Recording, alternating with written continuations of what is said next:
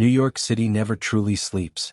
The ceaseless hum of traffic, neon lights, and the chatter of millions creates an endless pulse of life. But as vibrant as the city appears, there are dark corners. Hidden places where the noise dulls, the light dims, and something far older than the skyscrapers stirs. Sarah Bennett, a recent transplant to the city, was still adjusting to its chaos. She had taken a tiny studio apartment on the Lower East Side, a steal by Manhattan standards. The previous tenant had moved out in a hurry, leaving behind a few belongings, including a peculiar, dusty journal. The journal was old, its leather cover cracked and brittle, its pages yellowed. It had no name or markings to indicate ownership. Sarah found it intriguing, and after unpacking she decided to leaf through it. The first few entries seemed ordinary enough. Daily musings, notes about the city, mentions of favorite diners and parks. But as she read further, the tone shifted. February 3rd, I saw it again tonight. A figure standing at the edge of the street where the streetlights flicker. It doesn't move, doesn't approach, but it watches. I can feel its eyes even though I can't see them. February 8th, the shadow followed me home. It doesn't like the light, but my apartment feels darker somehow. I hear faint whispers when I'm trying to sleep. Sarah paused, her heart beating faster. She looked around her dimly lit apartment. The single bulb overhead flickered faintly, but she dismissed it as old wiring. The journal became an obsession. Every night after work, she would read a few more entries. The writer described a growing paranoia, encounters with the shadow figure becoming more frequent, its presence more oppressive.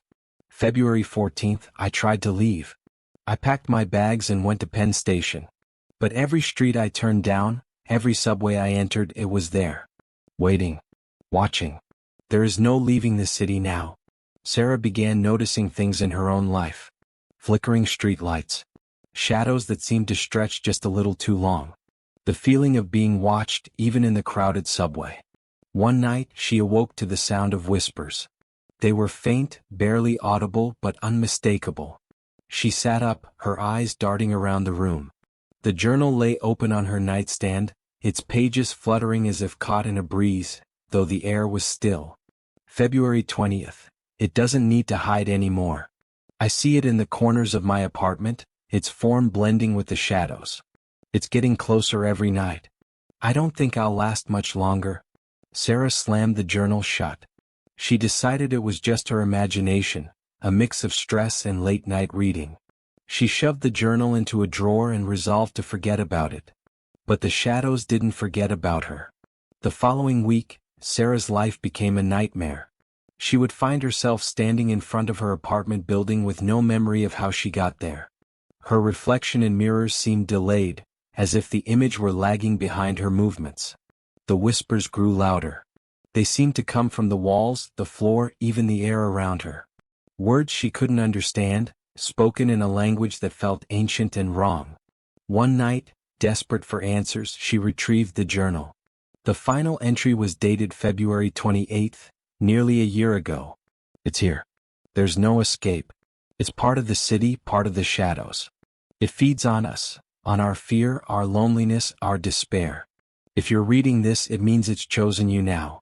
I'm sorry. Sarah dropped the journal, her hands trembling. A cold wind blew through the room, extinguishing the light bulb overhead. The whispers turned to a low, guttural growl. She turned toward the corner of the room, where the shadows seemed impossibly dark. A figure began to emerge, a silhouette, tall and humanoid, its edges flickering like smoke. The figure stepped closer and Sarah backed into the wall, her breathing shallow and ragged.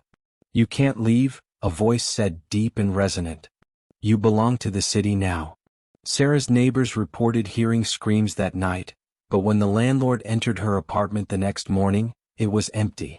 Her belongings were still there, untouched, but Sarah was gone. The journal lay on the nightstand, open to a new entry. The ink was still wet. March 1st, the city took another. It always does. Beware the shadows. They are alive and they are hungry. To this day, some say New York isn't just alive with energy but with something darker.